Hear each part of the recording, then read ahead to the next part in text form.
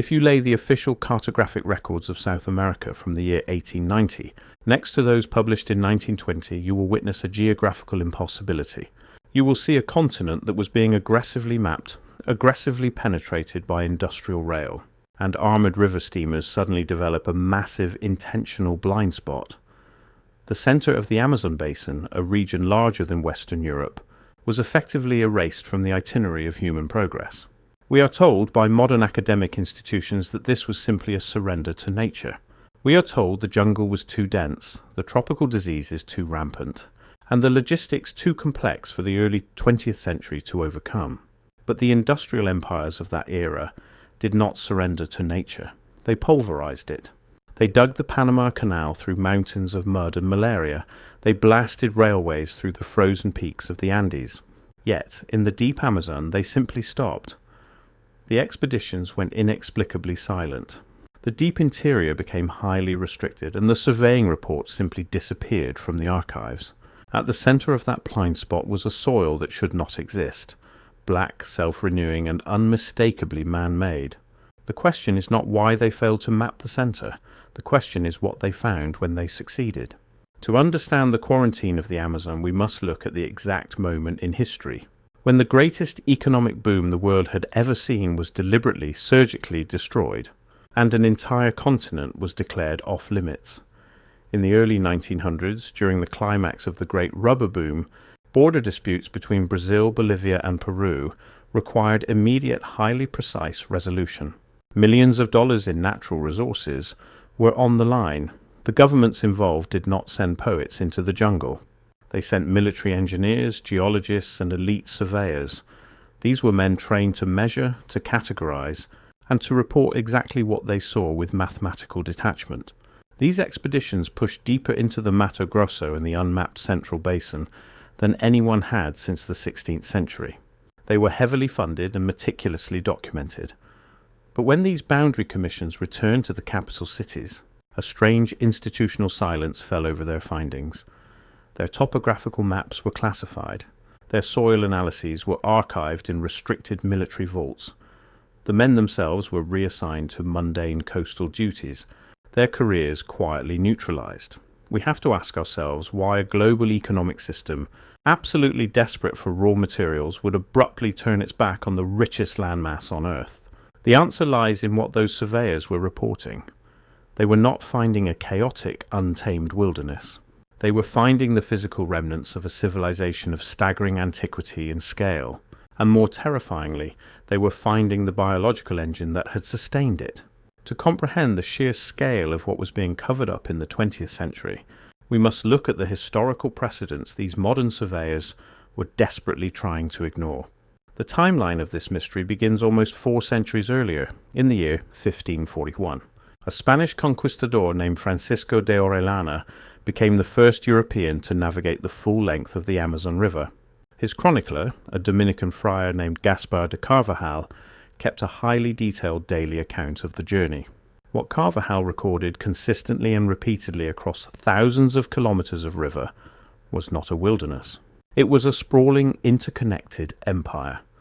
He described massive cities stretching along the riverbanks for kilometers at a time, with populations he estimated in the hundreds of thousands. He described wide paved roads connecting inland settlements to the water. He described organized large-scale agriculture. He even described towers of white stone gleaming in the equatorial sun. For centuries, the standard academic treatment of Carvajal's account was that he was simply a liar. Historians claimed he exaggerated the populations to impress his superiors in Spain, or that he was suffering from tropical fever. But this raises a simple, critical question. Why would a friar, a man whose entire spiritual and professional credibility depended on honest witness, fabricate the existence of massive cities that could, in theory, be verified by the very next ship to sail up the river? Why invent something so easily checkable? The official explanation of a pristine, untouched wilderness collapses when confronted with the physical evidence. Because we now know that much of the Amazon basin shows evidence of massive, landscape-altering human modification. Carvajal was not exaggerating. He was describing something incredibly real, something that was entirely gone within a century of European contact. wiped out by imported diseases. The populations vanished, but the infrastructure they built remained. This brings us to the next chronological piece of the puzzle, a document that the academic establishment has spent 200 years trying to shelf. It is known as Manuscript 512. Held in the dark archives of the National Library of Rio de Janeiro, Manuscript 512 is an 18th century Portuguese account attributed to a Bandeirante expedition of 1753. These explorers were ruthless fortune hunters, completely devoid of romantic imagination. The manuscript describes the discovery of a ruined monumental city deep in the Bahian interior. It details stone archways, multi-story buildings, paved avenues, and inscriptions in an unidentified non-European script. The buildings were of a scale entirely inconsistent with any civilization the colonial powers believed had ever occupied the continent. The document exists, it is formally catalogued, you can request to view it. What you cannot find is any serious institutional engagement with what it describes. When the military surveyors of the early 1900s went into the jungle, they knew about Manuscript 512. They knew about Carvajal. And when their own modern measurements began to perfectly align with these suppressed historical accounts, the institutional response was immediate and devastating. The closure of the Amazon was not a sudden accident. It was a highly managed protocol of silence. To see this protocol in action, we only need to look at Cândido Mariano da Silva Rondon. Rondon was a Brazilian army officer, the founder of the agency that would become responsible for indigenous affairs, and arguably the most important explorer in South American history. Between 1890 and 1930, Rondon spent more cumulative time in the unmapped interior than any other person with access to institutional authority. He laid the telegraph lines that connected the deep jungle to the coast. He was a man of fierce, uncompromising professional integrity. In 1913, Rondon co-led a massive scientific expedition with former United States President Theodore Roosevelt. The official account of this journey was published as Prime Through the Brazilian Wilderness. It is a fascinating document, primarily for what it deliberately omits. In the text, Roosevelt mentions briefly and without elaboration that Rondon showed him certain features of the landscape that he was not able to include in his published account at Rondon's specific request. We must pause and consider the immense gravity of that sentence. A former president of the United States, on a highly publicized scientific expedition, notes in his own memoir that a Brazilian military colonel asked him to intentionally omit specific physical observations from the historical record. Roosevelt honored the request. Rondon, in his own extensive lifelong writings, never once returned to the subject. What kind of information requires that level of careful high-level management? What does a surveyor see in the deep jungle that causes him to turn to an American president and quietly instruct him to put his pen away? The gap in the record is sitting there in plain view, unaddressed and unexplained by mainstream historians. The deeper you look into Rondon's declassified military correspondence, the more a pattern emerges. It is not a pattern of direct falsehoods, but of deliberate, calculated incompleteness. Descriptions of anomalous geographical formations begin, and then abruptly stop. Reports filed to the military command are noted in the archive indices, but the original documents can never be located. They are not lost, they are simply, permanently unavailable. What the boundary commissions Rondon and Roosevelt were discovering was not just ruined stone. Ruins can be managed, ruins can be categorized as primitive anomalies and locked away in museums. What they were discovering was a technology, a biological technology that threatened the very foundations of the emerging 20th century world order. They were discovering terra preta. As mentioned at the beginning of our journey, the terra preta, the famous black earth of the Amazon, is not a natural phenomenon. This is no longer a fringe theory. It is the established consensus of modern soil scientists. The natural soil in the Amazon is a highly acidic, nutrient-poor yellow clay. If you clear the trees and plant conventional crops, the soil turns to barren dust within 3 years. But scattered throughout the basin, in massive patches that sometimes span thousands of acres, there is a deep, rich, pitch-black soil. This soil is anthropogenic. It was manufactured by human hands. It is packed with charcoal, broken ceramics, and a microscopic biological network that actively regenerates the earth. It is extraordinarily fertile, and it never ever depletes. Someone built a biological system into the earth itself that continues to produce and support life centuries after the people who made it vanished. But the discovery was not limited strictly to the soil. It was what was growing in it.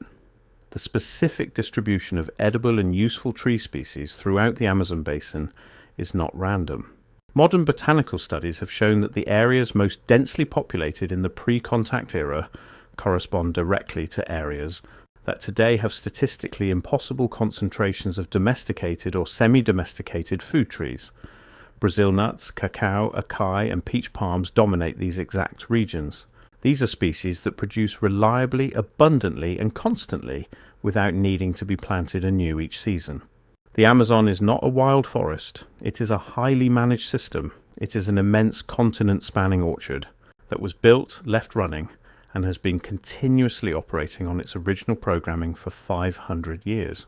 It is an infrastructure that operates not by clearing the forest, but by engineering it. Now, place yourself in the boardrooms of London, New York, and Paris in the year 1910. The global economy was transitioning into an era of massive agricultural monopolies. The chemical companies were patenting the very first synthetic petroleum-based fertilizers.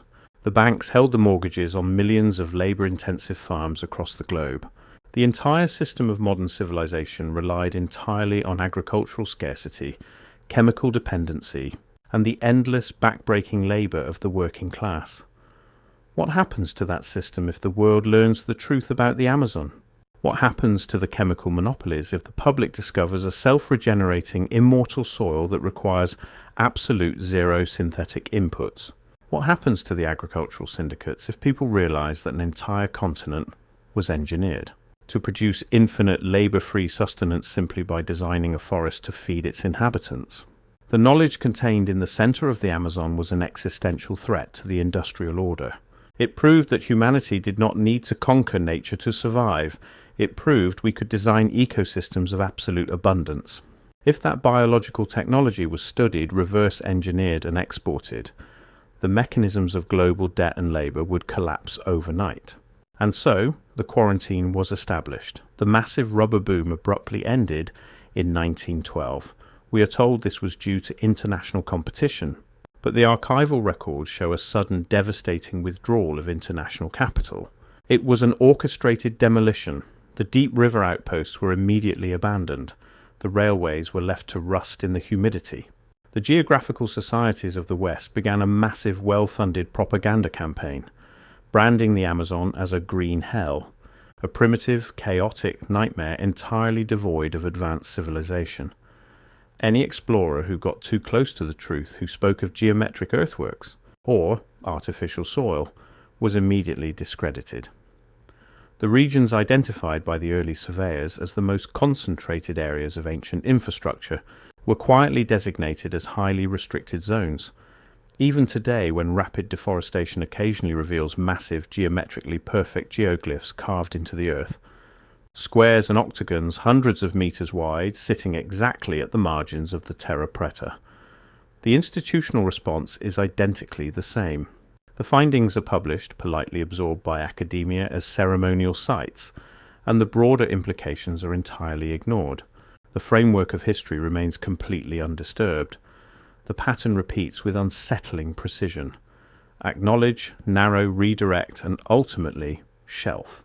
The deepest territories remain strictly beyond the reach of systematic archaeological survey, protected by access constraints that are simultaneously politically legitimate and immensely convenient for those who wish the past to remain buried. Maybe it was nothing. Maybe the missing reports of the boundary commissions were just administrative errors, lost forever in the chaotic bureaucracy of early 20th century governments. Maybe Candido Rondon's quiet request to Theodore Roosevelt was merely a matter of protecting a sensitive military route, having absolutely nothing to do with ancient infrastructure.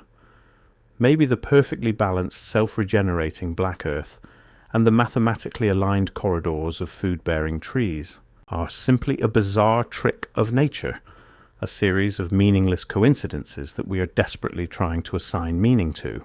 Or maybe the men who pushed into the center of the basin a century ago saw something we no longer recognize. Maybe they understood a profound truth about the Earth and our potential relationship to it. That was simply too dangerous to be allowed to survive in a world built entirely on scarcity and control. If an entire engineered continent could be hidden in plain sight, turned into a permanent forbidden zone, just to protect the wealth and power of the modern industrial machine, we must look at the blank spaces on our maps with a new sense of dread. What else has been sealed away?